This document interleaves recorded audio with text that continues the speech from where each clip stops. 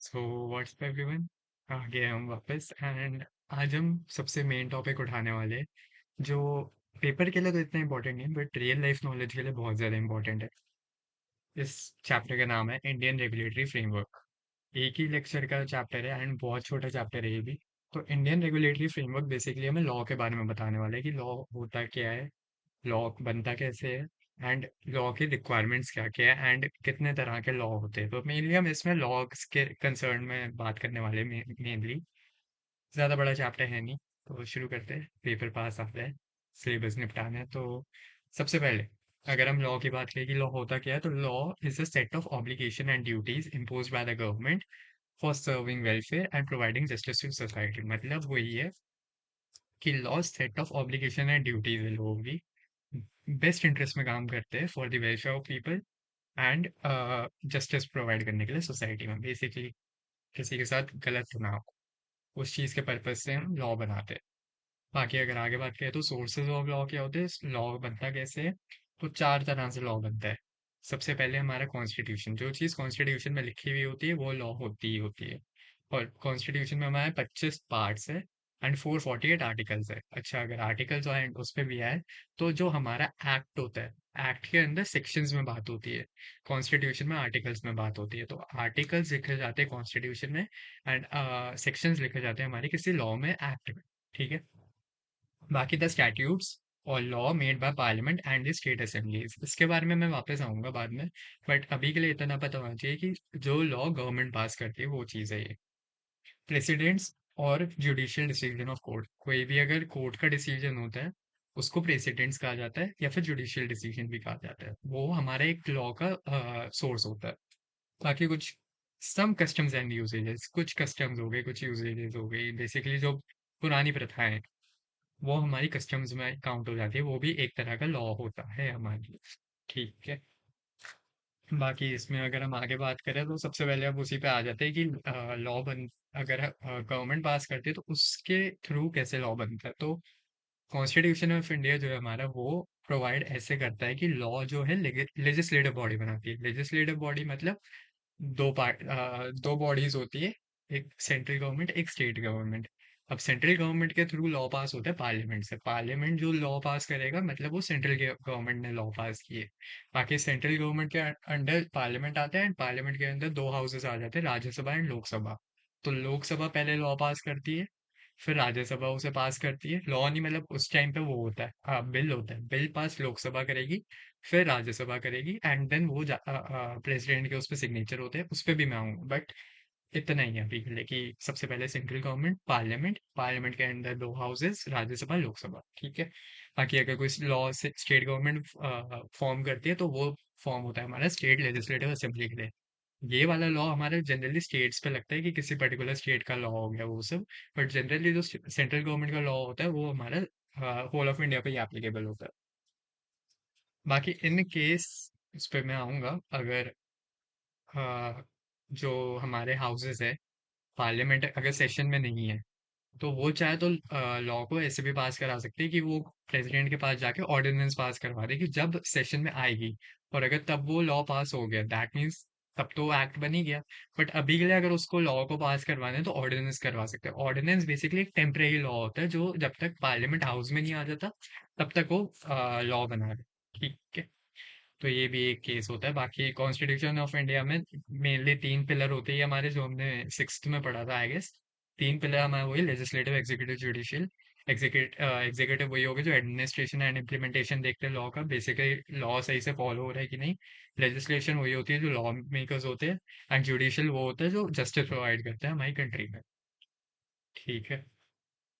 अब जो हमारा जुडिशियल बॉडी होती है वो हमारी इंडिपेंडेंट बॉडी होती है बाकी दूसरों से। बेसिकली वो अपना काम खुद करती है, ना कि गवर्नमेंट के। बाकी अगर वही टाइप्स ऑफ लॉ पे आ जाए तो वही मैं बताया कि एक्ट एंड ऑर्डिनेंस होते हैं जो पार्लियामेंट अप्रूव्ड हो जाता है, वो हमारा एक्ट होता है। बट ऑर्डिनेंस हमारा टेम्परेरी लॉ होता है। एक्ट हमारा सेक्शन दिखाता है एंड सेक्शंस के अंदर प्रोविजंस होते हैं एंड कॉन्स्टिट्यूशन ऑफ इंडिया जो होता है वो आर्टिकल्स में होता है। बाकी इसके बाद अगर मैं आगे आऊँ तो लॉ बनने का प्रोसेस क्या होता है कि सबसे पहले लॉ की रिक्वायरमेंट आती है कि लॉ चाहिए, क्योंकि कोई प्रॉब्लम होती है। प्रॉब्लम का जब सोल्यूशन मिल जाता है तो उसको लॉ बना देते हैं कि प्रॉब्लम का जो सोल्यूशन है वो लॉ है। इसी से नीड ऑफ लॉ बनता है। बाकी जब सेंट्रल गवर्नमेंट को लॉ पास करना होता है तो ये होता है, सेंट्रल गवर्नमेंट सबसे पहले एक्सपर्ट की कमेटी बैठाती है जो एक बिल ड्राफ्ट करते हैं, पूरा का पूरा बिल बनता है बेसिकली। जैसे अभी हमारा इनकम टैक्स एक्ट 2025 आया था, वो हमारा इनकम टैक्स एक्ट नहीं, इनकम टैक्स बिल है। बट अब जब वो पास हो चुका है, वो इनकम टैक्स एक्ट बन जाएगा 1 अप्रैल से, 1 अप्रैल 2026 से। अब ये जो बिल है, ये पार्लियामेंट में पास होगा, डिसीजन एंड वोटिंग होगी दोनों साइड से, लोकसभा से भी राज्यसभा से भी। अगर वो पास हुआ तो उस पर प्रेसिडेंट के सिग्नेचर लगेंगे, देन वो एक्ट बन जाएगा हमारा। बाकी ये जो इफेक्टिव डेट है वो हमारी ऑफिशियल गैजेट ऑफ इंडिया में लिखी जाती है, ऑफिशियल गैजेट ऑफ इंडिया। ये लॉ जो हमारा पास हुआ है ये हमारा लिखा जाता है ऑफिशियल गैजेट ऑफ इंडिया में, कि ये लॉ पास हुआ है एंड किस डेट से इफेक्टिव है वो नोटिफाई उसमें की जाती है बेसिकली।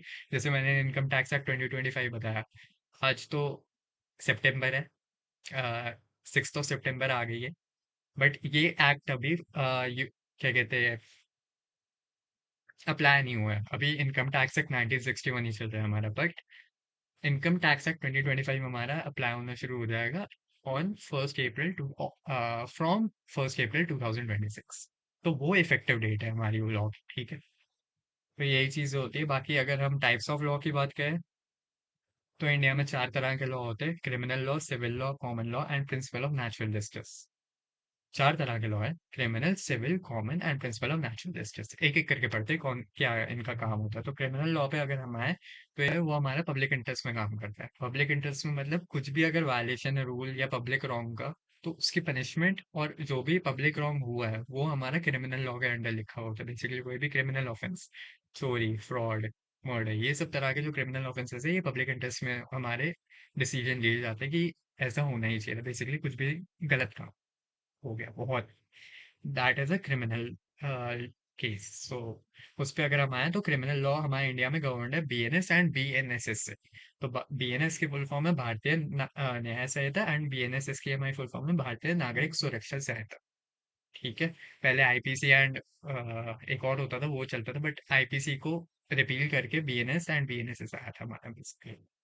तो बीएनएस जो है वो हमारा क्राइम को डिफाइन करता है, उसका नेचर और पनिशमेंट बताता है, और बीएनएसएस जो है हमारा प्रोसीजर बताता है जो पनिशमेंट दी जानी चाहिए। तो बीएनएस हमारा क्राइम बताएगा, उसका नेचर एंड जो पनिशमेंट लिखी हुई है वो बताएगा, बट बीएनएसएस उसका प्रोसीजर बताएगा कि पनिशमेंट देनी कैसे है, ठीक है। बेसिकली वही है कि सजा सुना दी, बट सजा देनी कैसे है, वही चीज।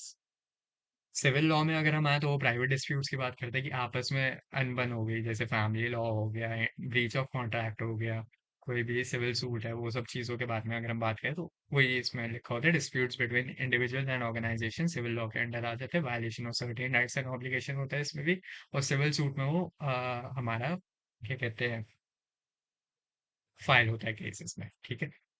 बाकी डिस्प्यूट रेजोल्यूशन पे ये काम करता है, ना कि पनिशमेंट में। बेसिकली जो डिस्प्यूट हुआ है उसको सॉल्व करेगा ये, पनिशमेंट नहीं होती इसमें जनरली कोई, बट डिस्प्यूट रेजोल्यूशन इसमें होता है। बाकी ये गवर्नड है under CPC, code of civil procedure 1908, code of civil procedure 1908, CPC 1908 basically. बाकी इसमें वही जैसे मैंने बताया, आगे क्लासिफाई ऐसे हो जाता है कि लॉ ऑफ कॉन्ट्रैक्ट हो गया, कोई ब्रीच हुआ है, फैमिली लॉ, प्रॉपर्टी लॉ, और भी तरह के होते हैं, बट मेनली इन्हीं में आते हैं। बाकी इसमें एग्जांपल वही मैंने जैसे दिया, non payment of dues, breach of contract, ये सब चीज़ें हमारी इसमें होती है। सिविल लॉ हमारे डिस्प्यूट रिजॉल्व करने की बात करते हैं, ना कि पनिशमेंट देने की बात होता है। कॉमन लॉ वही है, जैसे जुडिशियल प्रेसिडेंट हो गई, वही या केस हो गया, वो हमारा कॉमन लॉ के अंडर आ जाता है कि कोई कोर्ट का डिसीजन है। तो सुप्रीम कोर्ट की कोई जजमेंट है तो वो बाइंडिंग होती है सारे के सारे इंडिया के कोर्ट्स पे। अगर कोई हाई कोर्ट का है तो वो सारे डिस्ट्रिक्ट कोर्ट्स की बाइंडिंग हो जाता है। ऐसे ही केस में हाई कोर्ट किसी दूसरे हाई कोर्ट का पहले हाई कोर्ट के साथ कोई रिलेशन नहीं है। अगर एक हाई कोर्ट में डिसीजन लिया, दूसरा हाई कोर्ट बाइंडिंग नहीं होता उस डिसीजन को लेकर, बट सुप्रीम कोर्ट की हर एक जजमेंट सारे कोर्ट्स पे बाइंडिंग हो जाती है। बाइंडिंग क्या होता है मैं उस पर भी आऊंगा, बट आगे आते हैं। हमारी एक डॉक्ट्रिन होती है, doctrine of stare decisis, doctrine of stare decisis, and इसमें हम बात करते हैं principle supporting common law. Basically एक प्रिंसिपल है जो सपोर्ट करता है कॉमन लॉ को, और इसका मतलब ये है to stand by that which is decided. Basically जो पहले डिसाइड हुआ वही अभी भी डिसाइड हो गया, यही चीज है। बेसिकली जुडिशियल प्रेसिडेंट यही है कि जो चीज पहले हो चुकी है उसके बारे में नई जजमेंट निकालने से अच्छे जो पहले जजमेंट आप दे चुके हो उसी को फाइनल करो, यही चीज होती है इसमें। बाकी ऑब्लिगेशन जो कोर्ट की होती है वही मैं जो बोला कि प्रीवियस डिसीजन है उसी को वापस से उठा लेते हैं। एंड ये जजमेंट तभी रीयूज होती है अगर कोई भी फैक्ट सेम हो या सिमिलर हो। अगर सेम फैक्ट है या कुछ भी वैसा कुछ केस होता है, in that case common law follow होता है जो पहले की जजमेंट होती है। ठीक है। प्रिंसिपल ऑफ नेचुरल जस्टिस हमें ये बात करता है कि नेचुरल जस्टिस जो हुआ जस्ट नेचुरल जैसे हम बोलते हैं, तो सर्टेन फंडामेंटल प्रिंसिपल जो है जस्टिस के जो बियॉन्ड लॉ जाते हैं, बेसिकली लॉ में नहीं लिखा बट ऐसे कुछ प्रिंसिपल है जो वो बोलते हैं कि ये चीज तो नॉर्मली सही है। तो दो तरह के हमारे मेनली इसमें प्रिंसिपल होते हैं, एक होते हैं नेमो ज्यूडिक्स इन कॉजस हुआ। नेमो ज्यूडिक्स इन कॉजस हुआ, ये हमारा सबसे पहला प्रिंसिपल है जिसमें यही चीज बोली जाती है कि no one should be made a जज in his own case. Basically आपके घर का ही केस चल रहा है एंड आप ही जज लो उसमें, होना ही नहीं चाहिए, पॉसिबल ही नहीं है। जजमेंट आप अपने हित में दोगे, तो no one should be a जज इन हिज ओन केस। नेमो ज्यूडिक्स इन कॉजस सू। ठीक है। बाकी जो दूसरा प्रिंसिपल होता है वो होता है ऑडी अल्टरम पार्टम। इंपॉर्टेंट है ये दोनों, ऑडी अल्टरम पार्टम। ये हमारे एक दूसरा जस्ट नेचुरल या प्रिंसिपल ऑफ नेचुरल जस्टिस है जिसमें ये चीज बोला जाता है to give the other party a fair hearing और hear the other party. Basically दूसरी पार्टी को भी मौका मिलना चाहिए प्रॉपर हियरिंग का। ये हमारा प्रिंसिपल ऑफ नेचुरल जस्टिस होता है कि ये चीजें लॉ में तो ये लिखी बट इट इज ऑब्वियस कि ये चीजें होनी चाहिए। इसी बारे में मेनली हमारी इसमें बात हुई है। या कोई मतलब मेनली इंपॉर्टेंट यही है क्योंकि आगे कोई भी case law they they and उसमें पूछ ले कौन सा प्रिंसिपल लग रहा है, you should know.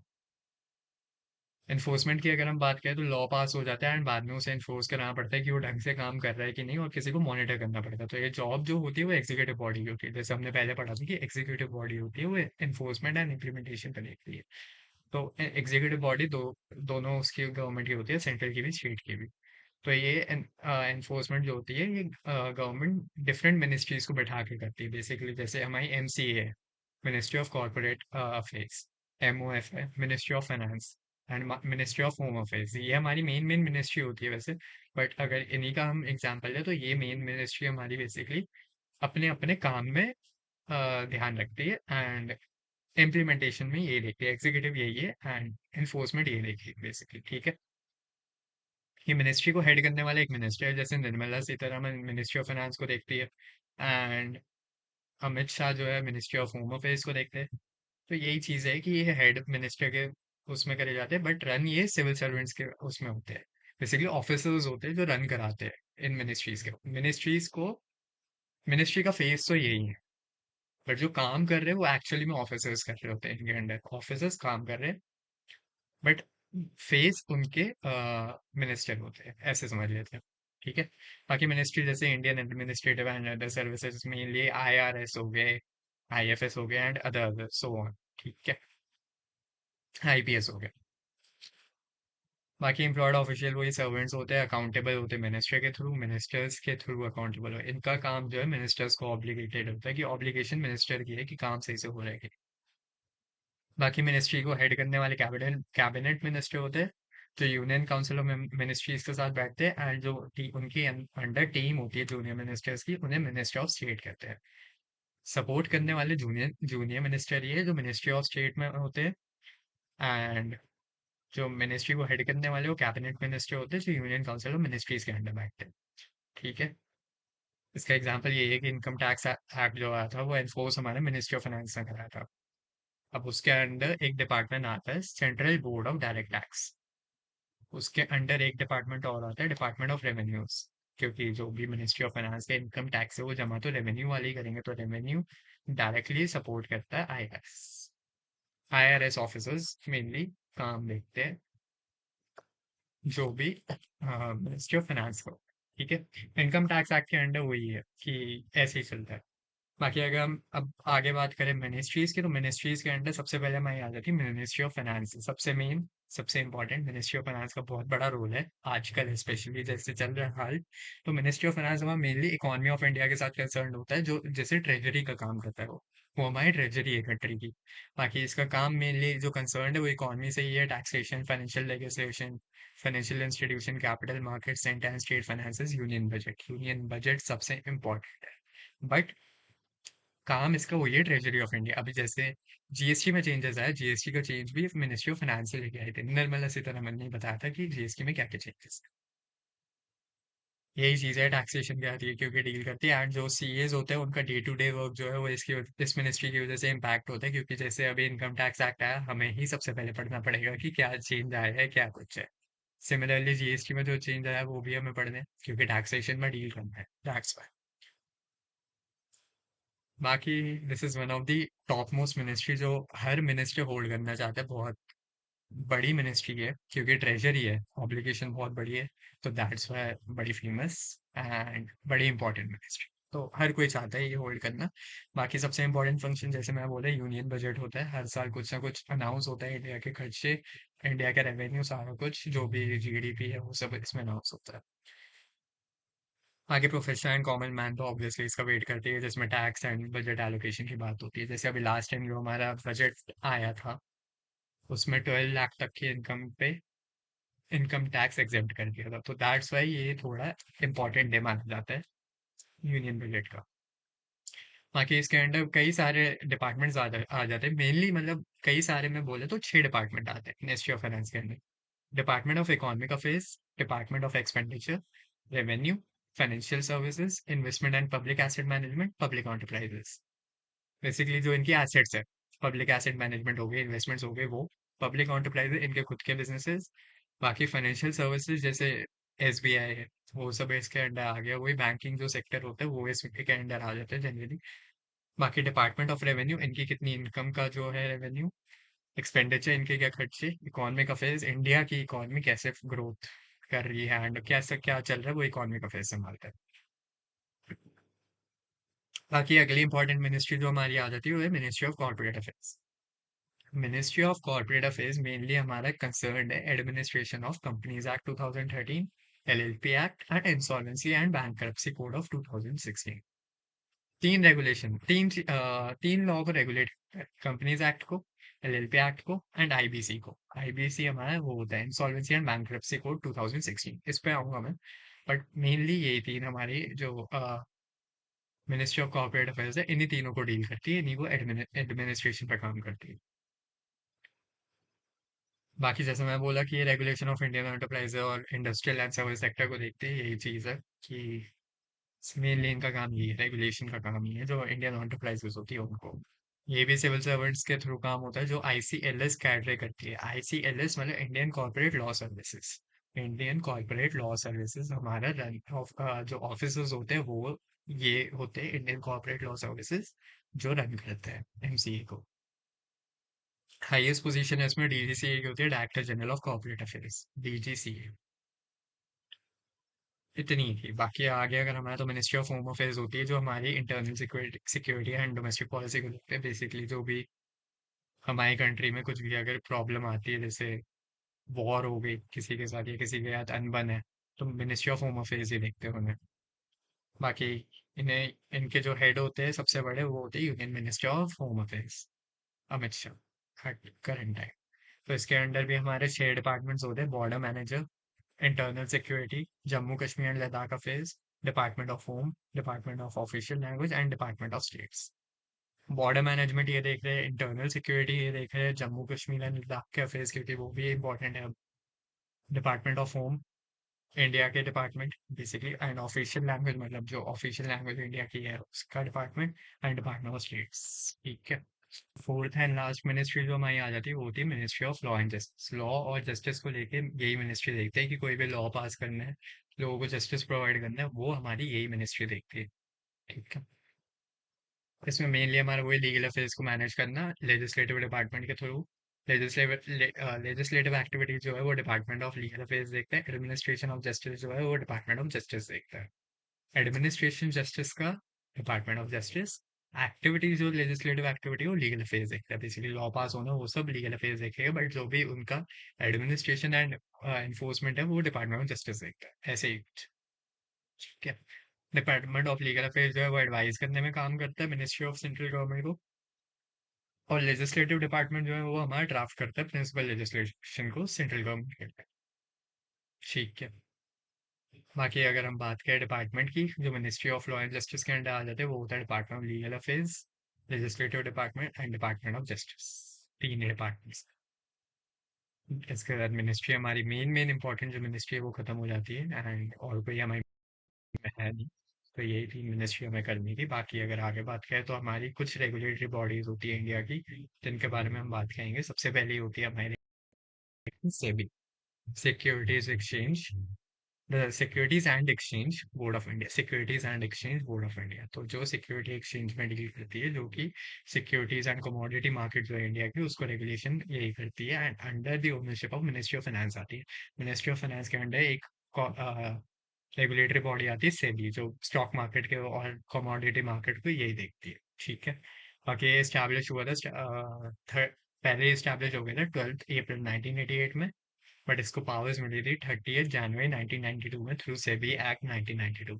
Harshad Mehta scam जब वो थी, ये भी तभी आई थी, अगर ऐसे याद करें तो। इसको पावर्स 30 जनवरी 1992 को मिली, सेबी एक्ट 1992 के अंडर। बाकी आरबीआई हमारी एक रेगुलेटरी बॉडी है, जो रेगुलेशन देखती है इंडियन बैंकिंग सिस्टम का। ये भी ओनरशिप, ये भी ओन करती है मिनिस्ट्री ऑफ फाइनेंस इंडिया की। ये control issue and supply maintain करती है इंडियन रुपए की।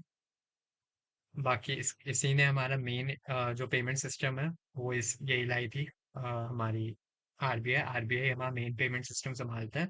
और इकोनॉमिक डेवलपमेंट में जनरली ये इसके हाथ में कुछ कंट्रोल होता ही है। ठीक है। बाकी आगे बात करें तो ये प्रिंट करती है और मिंट करती है इंडियन करेंसी नोट को थ्रू इट्स प्रिंटिंग प्रेसेस। और जो हमारी प्रिंटिंग प्रेस है वो दो है, एक नासिक में और एक देवस में है। Western India and central India में दो प्रिंटिंग प्रेस है इनकी, नासिक में और देवस में। बाकी आरबीआई था जिसने एनपीसीआई बनाया था, national payment corporation of India, जो इंडिया में generally payments and settlement system देखा जाता है इंडिया में, वो इन्हीं के अंडर आता है। बाकी इनके अंडर कुछ इंश्योरेंस आ जाते हैं, जैसे डिपॉजिट इंश्योरेंस और क्रेडिट गारंटी कॉर्पोरेशन। बेसिकली यही होता है इनका काम, की पर्पस होता है इंश्योरेंस प्रोवाइड करने का ऑन ऑल डिपॉजिट्स, और गारंटी करते हैं credit facility to all Indian banks. जो भी डिपॉजिट होते हैं इंडियन बैंक के, वो 5 लाख तक के जो कवर होता है, वो हमारा सेंट्रल बैंक भी देख लेता है। 5 लाख तक की उनकी ऑब्लिगेशन होती है, हम पे कर देंगे। और क्रेडिट फैसिलिटी वो हर इंडियन बैंक को प्रोवाइड करता है। जैसे कभी पैसा नहीं है इंडियन बैंक के पास, सपोज करते हैं एसबीआई के पास पैसा खत्म हो गया, तो आरबीआई पैसा प्रोवाइड कर देता है अपने क्रेडिट फैसिलिटी। बाकी जैसे हमने पहले बात की थी, insolvency and bankruptcy board of India, IBB है। इस ये बेसिकली हमारा उसी के अंडर काम करता है, इंसॉल्वेंसी एंड बैंकरप्सी कोड। जो हमारा लॉ है इंसॉल्वेंसी एंड बैंक्रप्सी कोड, ये उसी के अंडर एक रेगुलेटरी बॉडी है, insolvency and bankruptcy board of India. ठीक है। तो ये रेगुलेशन करता है इंसॉल्वेंसी प्रोसीडिंग्स को, and with the entities like insolvency professional agencies, insolvency professionals, information utilities, IPA, IP and IU। ठीक है। इनको एस्टैब्लिश किया गया था 1 अक्टूबर 2016 में 1 अक्टूबर 2016 में, एंड स्टैट्यूटरी पावर्स दी गई थी with the Indian insolvency and bankruptcy code. ठीक है। और ये मेनली कवर इन्हीं को करता है, कि इंडिविजुअल्स हो गए, कॉर्पोरेट्स हो गए, एलएलपीज हो गए, पार्टनरशिप्स हो गए, इन सबको कवर करता है। कि इनकी कोई भी इंसॉल्वेंसी की प्रोसीडिंग होगी, आईबीसी के अंडर होती है, एंड आईबीबीआई कंडक्ट कराता है with the entities like IP, IP and I. बाकी इसके अंडर जो भी मेनली इसका जो फंक्शन होता है वो यही होता है, कि सिंप्लीफाई करना प्रोसेस को, जो भी इंसॉल्वेंसी एंड बैंक्रप्सी की प्रोसीडिंग्स हो। ये बेसिकली अगर कुछ सुलझ सकता है या फिर इंसॉल्वेंसी खत्म हो सकती है, तो वो आईबीबीआई संभाल लेता है। और ये इसके अंडर भी दो ट्राइब्यूनल्स आ जाते हैं, जैसे NCLT, national company law tribunal, and date recovery tribunal. Basically date recovery के लिए, कि पैसे वापस लेना, and national company law tribunal, company law के अंडर जो भी ट्रिब्यूनल है, बेसिकली जो उसके प्रोविजंस है उनको फॉलो अप करने। ठीक है।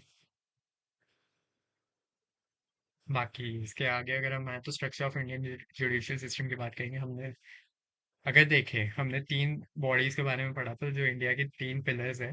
एक हमने लेजिस्लेटिव की बात की थी, एक एग्जीक्यूटिव की बात की थी, एक जुडिशरी की बात की। तो हमने एग्जीक्यूटिव भी पढ़ लिया, हमने क्या था, लेजिस्लेटिव भी पढ़ लिया एंड एग्जीक्यूटिव भी पढ़ लिया, बचा जुडिशियल सिस्टम। तो जुडिशियल सिस्टम की अगर हम बात करें, तो इनका मेनली फंक्शन यही होता है, इंटरप्रिटेशन ऑफ एक्शन कोड्स को रेगुलेट करना, regulation of interpretation of the action codes, resolutions लाना, डिस्प्यूट रेजोल्यूशंस लाना, एंड फेयरनेस लाना among the citizens of land. Basically हर किसी को जस्टिस प्रोवाइड करना इनका काम है। रेजोल्यूशन डिस्प्यूट्स जो है उनको रिजॉल्व करने का काम है, एंड एक्ट्स एंड कोड्स ढंग से फॉलो हो रहे हैं कि वो उनको रेगुलेट करने का काम। ठीक है। बाकी अगर बात करें तो हमारे चार तरह के मेनली हमारे कोर्ट आ जाते हैं, जिसमें सबसे ऊपर होता है हमारा सुप्रीम कोर्ट। चार तरह के कोर्ट कैसे होते हैं वो मैं बताता हूँ। सबसे पहले हमारा आ गया सुप्रीम कोर्ट, जो एपेक्स बॉडी है, एंड ये स्टैब्लिश हुआ था 26 जनवरी 1950 में। सबसे हाईएस्ट पोस्ट इसमें चीफ जस्टिस ऑफ इंडिया की है। और प्रिंसिपल बेंच हमारे जो होते हैं वो 7 मेंबर्स का होता है। बेसिकली सुप्रीम कोर्ट में जजेस ही 7 होते हैं, बट एट द प्रेजेंट 34 है, इंक्लूडिंग चीफ जस्टिस, क्योंकि काम बहुत ज्यादा है, केसेस बहुत है, जज कम है, तो दैट्स व्हाई 34 जजेस है अभी एट प्रेजेंट। और इसको अगर इसमें कोई कुछ भी रिलीफ लेने अगर किसी को सुप्रीम कोर्ट में, तो रिट पिटीशन फाइल होती है under article 32 of constitution of India. ठीक है।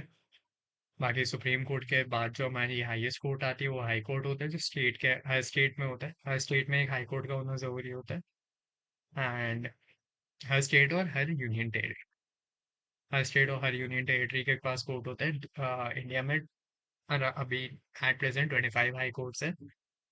और इसमें अगर किसी को रेमेडी अपनी रेमेडी चाहिए तो वो रिट पिटीशन फाइल कर सकता है under article 226 of constitution of India. बाकी जो सबसे पुराना हाई कोर्ट है हमारा वो कैलकटा हाई कोर्ट है, जो एस्टैब्लिश हुआ था 2 जुलाई 1862। सबसे पुराना हाई कोर्ट हमारा इंडिपेंडेंस से पहले का है, 1862 का। सीधे अगर याद करना है, इंडियन कॉन्ट्रैक्ट एक्ट 1872 में आया था, उससे 10 साल पहले हमारा हाई कोर्ट आया था, सबसे पुराना कैलकटा हाई कोर्ट। ठीक है। उसके सबसे नीचे हमारा आ जाता है district court. District court basically हमारा वो होता है जो सिविल मैटर्स को देखा जाता है, क्रिमिनल मैटर में सिविल मैटर्स। बाकी अगर हम कोर्ट्स ऑफ सेशन की बात करें तो वो क्रिमिनल मैटर्स में देख लेते हैं, वो डिस्ट्रिक्ट कोर्ट ही होते हैं, बट कोर्ट्स ऑफ सेशन हमारा अलग होता है कोर्ट ऑफ डिस्ट्रिक्ट से। कोर्ट ऑफ डिस्ट्रिक्ट जो है वो हमारा सिविल मैटर देखेगा, कोर्ट ऑफ सेशन जो है वो क्रिमिनल मैटर देखेगा। बाकी जो सिविल जज है वो 2 करोड़ से ज्यादा रुपए की वैल्यू का कोई भी केस नहीं ले सकता। और इनके पास टेरिटोरियल जुरिस्डिक्शन होती है, जो भी टेरिटरी का पोर्शन है डिस्ट्रिक्ट का, सिर्फ उतना पोर्शन ये लोग हैंडल करते हैं, 2 करोड़ से ज्यादा का नहीं। सिविल मैटर डिस्ट्रिक्ट जज में, कोर्ट्स ऑफ डिस्ट्रिक्ट में, and criminal matters courts of sessions. ठीक है। लास्ट कोर्ट जो हमारा आ जाता है वो होता है मेट्रोपॉलिटन कोर्ट। मेट्रोपॉलिटन कोर्ट हमारे स्टैब्लिश होते हैं मेट्रोपॉलिटन सिटीज में, जो कि काम करता है in consultation with high court, जहाँ पे पॉपुलेशन 10 लाख है, 10 लाख से ज्यादा हो, इतना से। मेट्रोपॉलिटन कोर्ट बहुत छोटा सा है कि हाई कोर्ट के साथ मिलकर काम करता है, जहाँ पॉपुलेशन 10 लाख है, 10 लाख से ज्यादा। चार तरह के कोर्ट हो गए, एंड इसी के साथ चैप्टर खत्म।